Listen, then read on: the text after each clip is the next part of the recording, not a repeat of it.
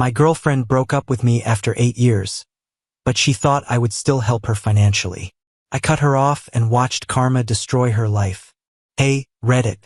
I'm a man named Shawn and I'm 32 years old. My partner of 8 years blew up our whole relationship earlier this year. 8 years have passed. I was going to marry this woman. Monica, 31, a woman, didn't even have the decency to start a fight or give me a reason to be angry. Nope. One Thursday night, she arrived home from her sister's house and plopped down on the couch. 3 years ago, we bought something jointly, and then she hit me with, "I don't love you anymore. I haven't for a while." That was it. She said it like you would tell someone you're going to switch to oat milk. Like she had already moved on months ago. I sat there like a fool, drink halfway to my mouth, trying to figure out what had just happened. I asked her if I had done something wrong, if there was another guy, if she wanted to go to counseling, or anything else. She shook her head and answered, "No, I hadn't done anything wrong. She just needed to find herself and had outgrown the relationship." This is the most blindsided I've ever felt. We weren't flawless, but we were good. That's what I thought. I really liked this woman. I had built my whole adult life on her. I had been giving her money for 6 years straight after she quit her marketing career because she didn't feel like it was fulfilling her spirit. And I was okay with that because I loved her and really thought we were making something together. It seems that I was the only one who thought that. Brendan, my best friend, told me about a year ago that Monica was getting very into Instagram and posting these mysterious phrases about knowing your worth and not settling. At a cookout, he grabbed me aside and said, "Bro, I'm just saying keep your eyes open." I told him he was being paranoid and didn't listen. I wish I had paid attention.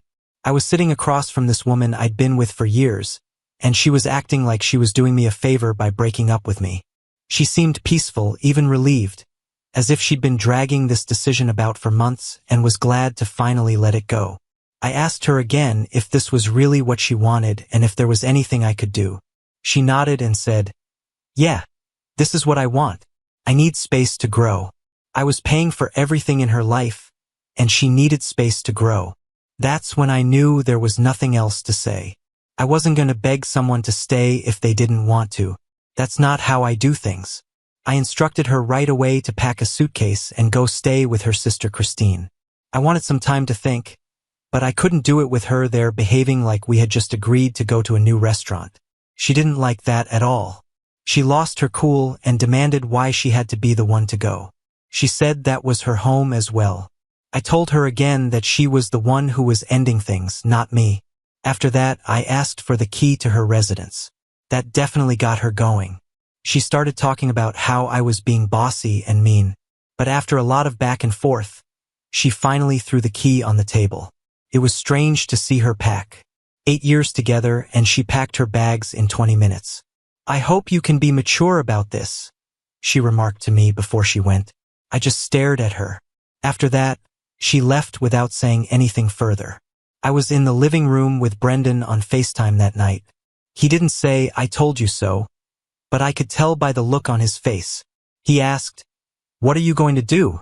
I looked around at all of her things that were lying around. I told myself, I'm going to take my life back. Brendan held his drink up to the TV. "It's about time, brother." That night, I didn't get much sleep. I kept going over everything in my head, trying to find out what went wrong. I had given her 8 years of my life, money, and the freedom to find herself without having to worry about rent or expenses. And somehow, it still wasn't enough. When I woke up the next morning, the house was vacant. I knew I had to start doing things. But first, I needed a cup of coffee. Then I needed to make a plan. My phone rang about midday. Monica. I almost didn't answer, but she might have changed her mind. Perhaps she wanted to have a real conversation as adults do. I picked up. "Hey," she said, as if it were nothing. I didn't change my voice. "Hey there," she said. "I just wanted to check in and see how you're doing." Check in like she hadn't just blown up my whole life less than a day ago. "You wanted to check in?" I said it again slowly. "Yes. I realize this is hard for you, but I think we can still be friends in the end." This woman had just broken up with her boyfriend of 8 years and was already calculating how our friendship would go. I had to ask, "Are you really sure about this?" About breaking up. Yes, she said right away. This is what I need right now. That's when I decided to make some improvements that would be useful. Okay, I said. Then I need to take care of some logistics. What do you mean? She responded, looking less casual all of a sudden. I explained it to her. I would take her off my car insurance. Yes, I owned the truck, but the car she drove every day was in my name.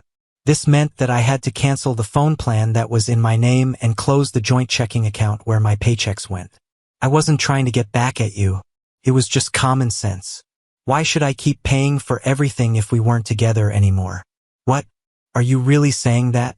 Her voice rose up about 3 octaves. Yes, I'm serious. Why should I keep buying your products now that we're not together anymore? She said, because you're not a child. I knew this would be hard for you, God. You're acting so small. I said, it's not petty. And I kept my voice level. It's the truth. You can't expect me to keep taking care of you financially when you've decided you don't want to be with me. She went off, started yelling about how I was trying to punish her for breaking up with me, how I was being vindictive and cruel, how she'd sacrificed so much for our relationship, and this was how I was treating her. I reminded her that her main sacrifice was quitting her job 6 years ago to find herself and then spending my money ever since. That didn't go over well.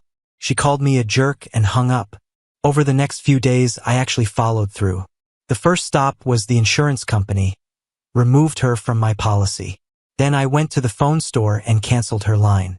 Then I drove to the bank and closed the joint account. I'd already moved direct deposit to my personal account, and the bank allowed either owner to close a joint account. Each step felt like reclaiming a piece of my life. My phone blew up with texts from her. Paragraphs about how heartless I was, how I was making her life impossible. One message said, "You're literally leaving me with nothing. What am I expected to do to stay alive?" I didn't answer. I found out through my friend Brendan that she was staying with her sister Kristen and going crazy. Kristen was completely on Monica's side, telling her I was being abusive by cutting her off financially. Kristen said I was a narcissist for not continuing to support Monica after the breakup. What nerve these women had. Monica had started applying for jobs, but nobody was calling her back after 6 years out of the workforce.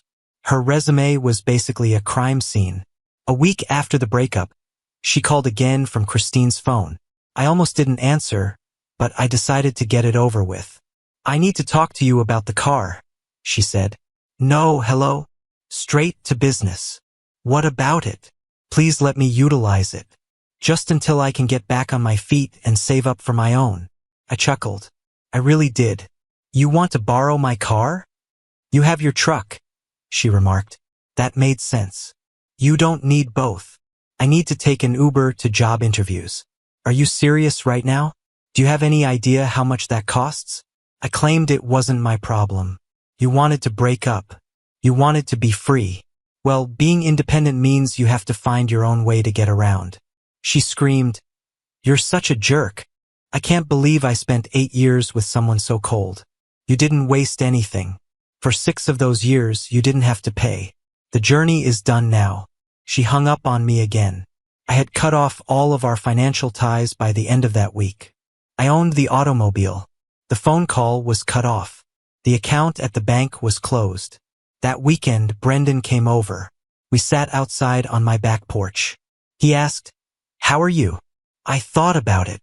"I feel free," he said with a nod. "Good. That's how you should feel. Now let's celebrate that." About 10 days after the breakup, Monica contacted to say she needed to get the rest of her things.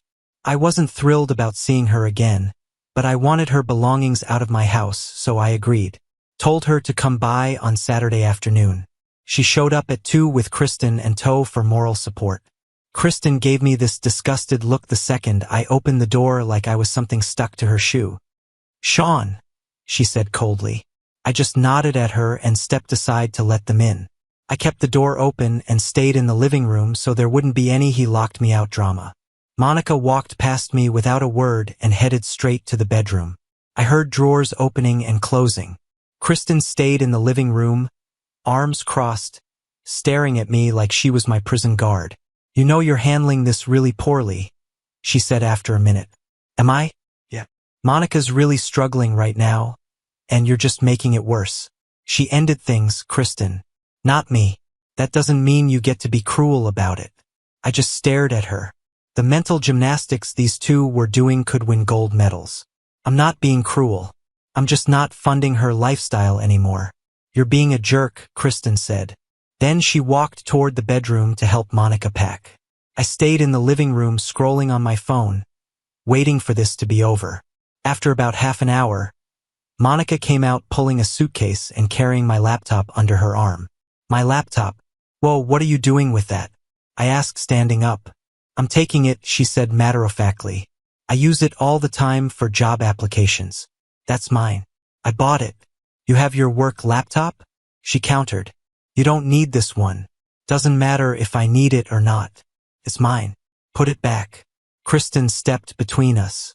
Oh my God, Shawn. Just let her take the laptop. You're being ridiculous.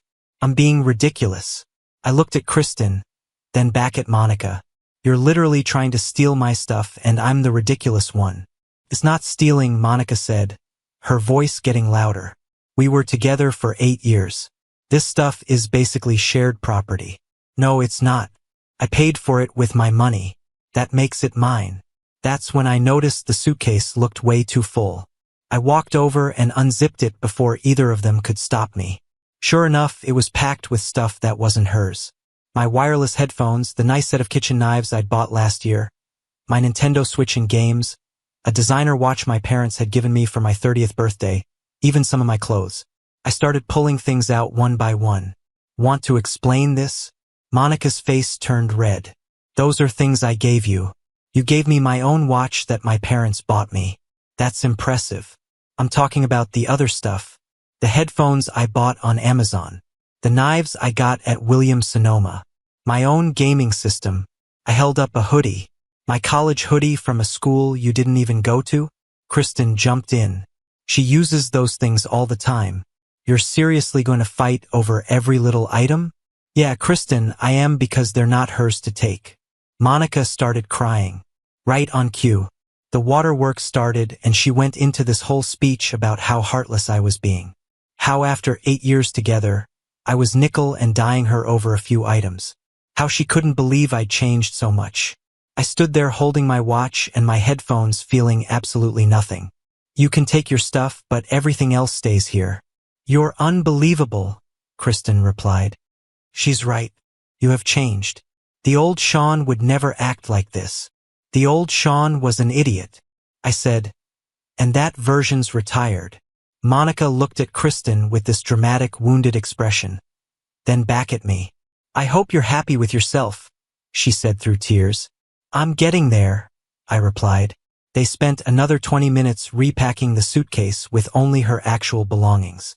The whole time, Kristen kept making snide comments under her breath about how petty I was being. When they finally left, Kristen turned back at the door. You know what? You deserve to be alone, she said. Then they were gone. I stood there for a minute, then started laughing. Brendan had been right. I should have done this years ago. That night, Monica sent me a novel of a text message. 5 paragraphs about how I'd shown my true colors, how I was vindictive, how she'd given me the best years of her life, and this was how I repaid her. I read the whole thing, then replied with, K, nothing else. Brendan thought it was hilarious when I showed him. Over the next few days, I boxed up the remaining stuff she'd left behind. Some random toiletries, a few books, a pair of shoes. I put it all in a box and left it in the garage. If she wanted it, she could coordinate with Brendan to pick it up when I wasn't home. I was done dealing with her face to face. Through the grapevine, I heard she'd been complaining to everyone who would listen about how I'd abused her by cutting her off, how I was making her life miserable. Kristen was apparently backing up every word, telling people I'd been financially controlling during our relationship and was now punishing her for leaving. The narrative they were spinning was impressive. They turned me into some kind of villain for the crime of not wanting to keep paying for my ex-girlfriend's life after she dumped me. But I didn't care. Let them tell whatever story they wanted. The people who actually knew me knew the truth, and that was enough. 2 weeks after the suitcase incident, my phone rang late on a Tuesday night. Unknown number. I stared at the screen for a minute, then picked up. Yeah, it was Monica. I need help, she said. Her voice was shaky, almost panicked. I stayed quiet for a few seconds. With what? I've applied to like 50 places and nothing and nobody's calling me back. She paused. I don't know what to do. That's rough, I said, keeping my tone neutral. But I don't know what you want me to do about it. You could help me, she said, her voice getting sharper. I gave up my career for you, for us. The least you could do is help me get back on my feet. There it was. You didn't give up your career for me, I said slowly. You quit your job 6 years ago because you said you couldn't be creative in a corporate environment. Those were your exact words. I quit because you said you'd support me. I did support you for 6 years. While you figured out what you wanted to do with your life, so now you get to support yourself. She started crying, going on about how hard everything was, how her sister was pressuring her to find work and contribute to bills, how she was sleeping on Christine's couch and had no money for anything. I have nothing right now, she sobbed. I'm sorry you're struggling, but this isn't my responsibility anymore. So that's it. Her voice went from crying to angry in a heartbeat. 8 years together and you're just going to watch me suffer. You made this choice, Monica. Not me. You don't get to come back crying for help now. She started yelling then, calling me names, saying I'd never really loved her. That she couldn't believe she'd wasted 8 years with someone so heartless and selfish. I let her vent for about 30 seconds, then cut in. You done? Screw you, Shawn, she hissed. After that, she hung up. For the next week, I got a lot of texts on my phone. They began with a lot of emotion, saying they were sorry and full of regret. But her tone changed completely when I didn't answer. The messages turned sour. I was heartless, cruel, a narcissist, and an abuser. She said that I was wrecking her life on purpose and that karma would get me back. That's funny. One night when we were eating, I showed them to Brendan. He read them and shook his head. Dude, this is crazy behavior. Yes. Are you going to answer? No. Good guy. EDL. I started to hear more about what was going on with Monica through our mutual acquaintance Mike. It seemed that Kristen had handed her an ultimatum. You have 3 weeks to get a job and start paying your bills and rent, or you have to leave. Monica was going crazy, looking for jobs everywhere she could think of. But her resume was virtually radioactive after 6 years of not working. Mike said she had a full breakdown at a friend's birthday celebration. She started crying at the table and saying that she had ruined her life and that everything was unfair. It seemed like her buddy had tried to soothe her, but Monica simply kept talking about how I was ruining her future by cutting her off. It was crazy how the victim mindset was. About 3 weeks after our final phone contact, I was home watching a game one night when someone knocked on my door. I didn't expect anyone, so I looked out the window first. It was her. She looked bad, with tangled hair, puffy eyes, and sweatpants and an old t-shirt that looked like she'd been sleeping in them. I opened the door, but I didn't let her in. What do you want? I need to talk to you, she continued, her voice shaking. Please. I stood there for a moment, then moved to the side. She came in and sat down on the edge of the couch, her hands shaking. I can't do this anymore, she said. I've tried everything, but I can't find work. No one will hire me. Kristen is going to kick me out. I don't have anywhere to go. I waited, knowing what would happen next. Shawn, I messed up. A big mistake. I thought I wanted something else, but I was incorrect. I miss what we had. I miss you. I still care about you. Her words just hung there. I didn't feel anything, though. I simply felt exhausted. I told you that you don't love me. You love not having to worry about expenses or employment. That's not the same thing. She said that wasn't true, and tears started to flow. I genuinely do miss you. Monica, we miss you. You said you didn't love me anymore. You said you were too old for the relationship. You broke up, but now you want back in since you realized how amazing you had it. She said, I can change. I will find work. I'll do what you desire. I got up. I don't want anything from you. I'm finished. You made your choice, so you have to deal with it now. She started to beg, claiming she would do anything to make things right, that she had made a terrible mistake and needed another opportunity. But I didn't want to. I had given her 8 years. That was enough. I walked to the door and opened it. You need to leave, I said. She was sitting there with tears flowing down her face. She got up and walked to the door when she saw that I wasn't going to change my decision. She stopped when she got to me. I hope you find someone who is good enough for you, she whispered softly. I've already started, I said. After that, she left. When the door closed, I felt like a huge weight had been lifted off my shoulders. I felt like I had really closed that chapter for the first time since the breakup. I knew it was over after that last talk with Monica. She'd come crawling back, wanting to get back into the easy life I'd given her. But I wasn't that person anymore. A few days later, Brendan texted me to inform that Kristen had finally kicked Monica out. She had missed the deadline to obtain a job and had been living off of other people's money for more than a month. It looks like Kristen gave her some money and instructed her to work it out. Mike told me that Monica had gotten a part-time job at a coffee shop. Minimum wage and tips. She lived in a studio apartment in a district of town that wasn't very nice. Mike added that friends of both of them had seen her looking bad. But here's the deal. I didn't feel bad at all. I started dating someone new about the same time. I met Harper through Brendan's girlfriend, Rebecca, at a casual get-together. I wasn't sure at first if I was ready to date. The whole thing with Monica made me quite jaded about relationships, but Harper was different from the start. She is 29 years old, works as a civil engineer, and owns her own condo. She also drives a car that she bought herself. She's brilliant, humorous, and has her life together. Being with Harper was like getting fresh air after being in a stifling atmosphere for years. She had dreams and objectives. She didn't want someone to pay for her quest of self-discovery. She was astonished when I told her about Monica and the whole breakup thing. You helped her for 6 years? She asked. Like really helped her? Yes. Everything. Harper shook her head. That's crazy. I can't picture not having a job.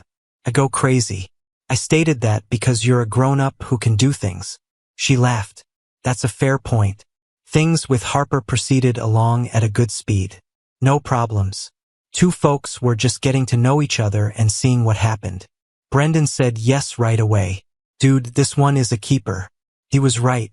About 2 months after I started seeing Harper, I got a text from a number I didn't know. It was a long message that went on and on about feelings. I went to the bottom and noticed that Monica had signed it. She had a new phone number. It seems like the message was the same old tune. She was having a hard time and barely making rent. She really messed up by leaving me. Please think about allowing her move back in for a short while until she gets back on her feet. She even said she was delighted I was with Harper now, as if she wasn't trying to get back together in the same message. I let Harper see it. Came through as we were eating dinner at my house. She asked, "What are you going to do?" "Nothing. I'm not even responding." A few days later, while I was grilling in the backyard with Harper, someone knocked on my front door. We weren't expecting anyone to come. I strolled around the house and glanced out the window. Of course, Monica. I opened the door, but I didn't move aside to let her enter. "What are you doing here?" She said, "I texted you. You didn't answer. That was on purpose." She peered past me and saw Harper in the living room. In about 2 seconds, her face went from desperate to angry. She responded coldly, "That's her.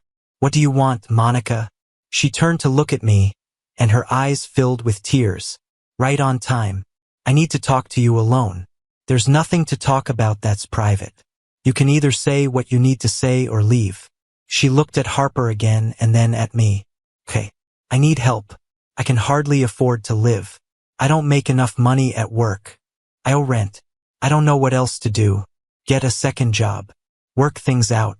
You can't be serious right now. I mean it." She got mad instead of crying. "You really don't care, do you? You're simply going to sit back and watch me suffer after everything we've been through together. I'm not your boyfriend anymore, Monica. I don't have to take care of your life.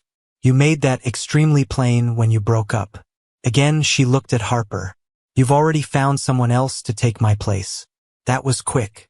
No, I moved on. Harper came up next to me. "I don't know you, Monica, but it sounds like you're attempting to make Shawn's troubles your own. That's not fair at all." Monica's eyes got big. Are you really serious right now? You have only known him for a short time. You don't know anything about how we are together, Harper remarked quietly. I know he was there for you for 6 years and then you left him. And now you're back because things didn't go the way you wanted. Monica looked between us, and her face said it all. You are both bad individuals. You two are perfect for each other.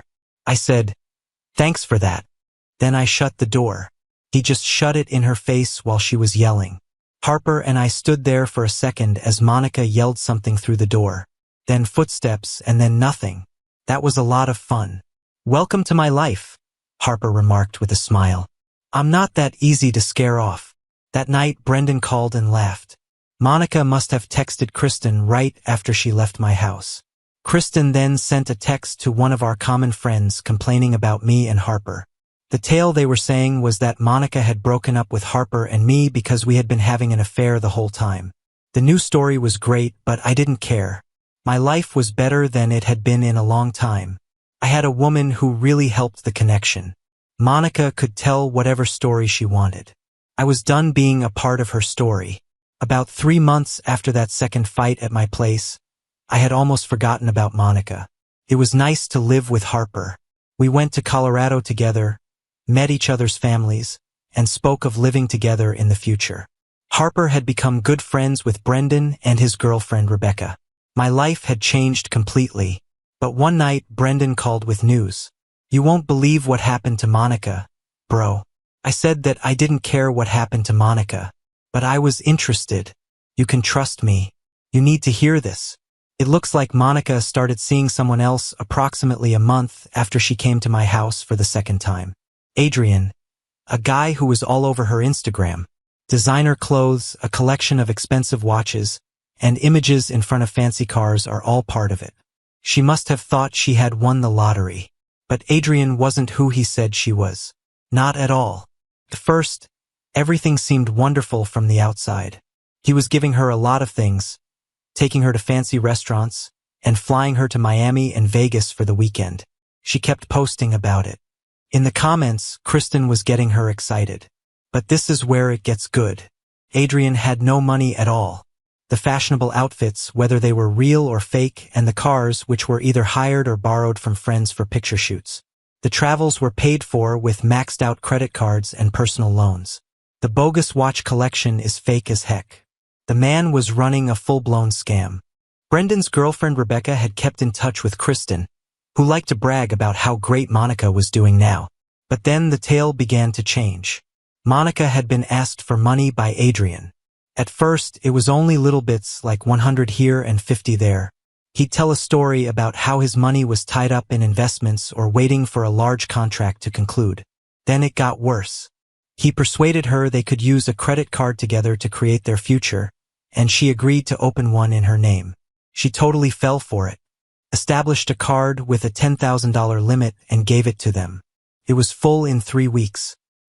He told her not to worry since he would pay it off as soon as his contract was done. There was no deal, hence the deal never concluded. Adrian was a professional mooch who played games with women who were needy for a provider. Monica had put a target on her back by regularly talking about how she wanted a high-value man to match her enthusiasm. But it gets even worse. Adrian had friends, but they were shady. They started coming over all the time, staying at Monica's apartment, taking money, using her car, eating her food, and treating her place like a halfway house. She tried to live like them, thinking it would pay off in the end. But the debt continued becoming bigger. Then one day, Adrian ghosted her. He just disappeared, his phone was unplugged, his social media accounts were erased, and he was gone. She was left with a maxed-out credit card, his buddies still camping at her flat, and a lot of unhappy people hunting for him. It turns out that Adrian's friends weren't only using her for money. They were the kind of folks that would lend you money with a lot of interest. Very strong interest. And after Adrian disappeared, they came to get their money. One night, Mike contacted me and told me what happened next. It seems that 2 men went to Monica's flat looking for Adrian. They assured her that it didn't matter that he had departed, and she didn't know where he was. She had been living with him and getting money from him. They thought she was just as accountable. They said she had 2 weeks to get $5,000 or else something bad would happen. She freaked out and contacted Kristen, who ordered her to call the cops. But Monica was afraid. You didn't want to call the cops on these men since it would only make things worse. She tried to reach Adrian from numerous phone numbers, went to his last known address and asked his buddies where he was. No one knew anything or they weren't saying. She was the only one with the bag. I felt a lot of different things when I heard all of this. I felt horrible because no one should have to deal with being tricked or threatened. But another part of me couldn't help but believe that this is what happens when you spend your whole life waiting for someone else to fix your problems. She wanted an easy life where someone else would pay for her lifestyle without her having to work for it. And she found exactly that in Adrian, except that this time she met someone who saw her as a tool to be used, just like she saw me. The karma was almost poetic, but it wasn't over yet. What occurred next was much better. Things got worse for Adrian before they got better. Much worse. Mike said that Monica had to sell most of her things to acquire the money Adrian owed to those individuals. The luxury bags Adrian purchased her were fake and cost only about $50 each. The jewelry isn't real. Everything he gave her was useless. She sold everything that was worth something, like her TV, laptop, and furnishings. She even had to sell certain things that her parents had given her. In total, they made roughly $3,000. She was able to talk Adrienne's pals into accepting $3,000 up front and payments on the rest. They agreed, but they made it obvious what would happen if she didn't pay. She had to get a second job. Started working 2 jobs, one at a coffee shop and the other at night as a waiter. Her Instagram switched from being full of nightclubs to being utterly silent. Kristen had stopped leaving comments of support. It seems that even she was becoming sick of the continual problems. But the worst part was that the credit card company sued her for the whole debt that Adrian had left her with. She tried to say it was fraud, but her name was on the account and she had given him permission to use it. It was all her fault in the eyes of the law. She had to make a payment plan that would take her years to pay off. A few months went by, which was long enough for the Adrian fallout to complete falling apart and become background noise. In the meantime, I was doing great. After dating for a few months, Harper and I decided to move in together. She put her condo up for sale and sold it. A few weeks later, we closed on a place together and moved in. We were 50-50 partners and had a joint account where we both put in the same amount of money. Shared bills and duties. It felt like having a real grown-up relationship for the first time. Brendan and Rebecca were going to get married. They had asked Harper and me to be part of the wedding. My job was going great. Life was really fantastic. About 4 months after the Adrian incident blew up, I was at a sports bar with Brendan and other pals watching a game when someone touched me on the shoulder. Monica was there when I turned around. "Can we talk?" she said to Shawn. Brendan stood up right away. "No, we're okay." I told Brendan it was okay. Then I told Monica, "You've got 2 minutes." She looked at my companions and then back at me. "I just wanted to say I'm sorry for everything. You were right about it, everything." I said, "Okay," without offering her anything. "I messed up a lot. I just wanted to let you know that I know that now." "Is that all there is?"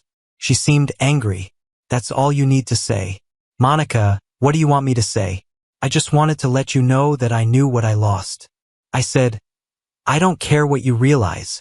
You lost something nice because you didn't appreciate it. That's your fault. I don't want to be the one you cry on." She responded, "I'm not asking for that," her voice getting louder. "I just want to say I'm sorry." "Nice. Thank you for your apology. Anything else?" She stood there for a moment, as if she wanted to say more. Then her eyes moved past me, and I could see that her face had changed. I looked around and saw Harper come in with Rebecca. They had gone shopping and were coming to eat with us. Harper walked up to me and kissed me. "Hey, babe." After that, she turned to Monica. "Hey, Monica." Monica's whole attitude changed. "Harper. Awesome." I told Harper that we were almost done. Then back to Monica. "Was there anything else?" "Yes," Monica responded, her voice getting sharper again. "How long did you two know each other before you started dating?" Harper laughed and said, "Just curious. We met months after you two broke up. But I'm sure you've already made up a story that makes you feel better." I'm sure Shawn told you a lot of stuff about me. Harper mentioned that he doesn't talk about you much at all. Monica's cheeks became red as she heard this. You're not really important to our life. You know what? You two are a great match. You two are both chilly jerks. Harper added that we like the term having boundaries. But yeah, go with jerks if that helps. Brendan was doing his best not to chuckle. Rebecca was smiling. Monica stared at all of us. She stated this was a mistake.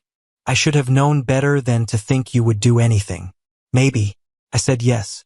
You should definitely quit expecting things from people in general, too. That looks like your main problem. Forget about you, Shawn. I hope you know that you ruined me. I said you ruined yourself, not me. She stood there for a few more seconds, her eyes watering, evidently hoping I would react in some way, but I was done. I told Monica to take care of herself. She turned around and left the pub. It looked like Kristen was waiting outside. I could see them talking through the glass. Kristen was waving her arms about, and Monica was crying. After that, they both got into Kristen's car and drove away. I sat back down at the table. Brendan held up his drink. Hey, you got away with it. We ate, laughed, and celebrated Brendan's engagement for the remainder of the night. I remembered sitting in an empty house a year ago and wondering what I had done wrong. And now look at me. I have a nice house, a great partner, and I'm really happy, all because I put myself first. So I'm fine. And Monica made her own decisions. She would have to deal with them. YouTube just added this new feature that everyone is talking about. If you can't get enough of this story, hit the hype button. It informs YouTube this video should get a lot of views.